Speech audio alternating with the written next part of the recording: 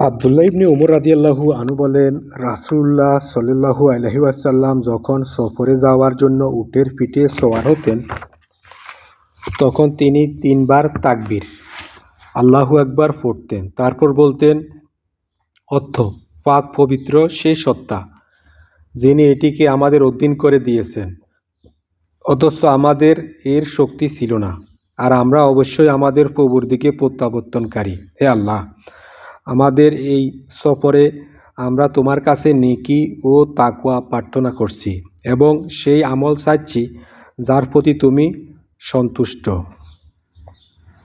হে আল্লাহ, আমাদের এই সফরকে আমাদের জন্য সহজ করো এবং এর দূরত্বকে গুটিয়ে দাও। হে আল্লাহ,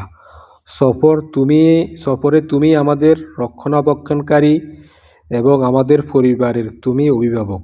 হে আল্লাহ, আমি তোমার কাছে আশ্রয় চাই সফরের কষ্ট এবং কাঠিন্য থেকে, মর্মান্তিক দৃশ্যের উদ্ভব থেকে এবং নিজের ধন সম্পদ, পরিবার পরিজন ও সন্তান সন্ততির কাছে খারাপভাবে ফিরে আসা থেকে।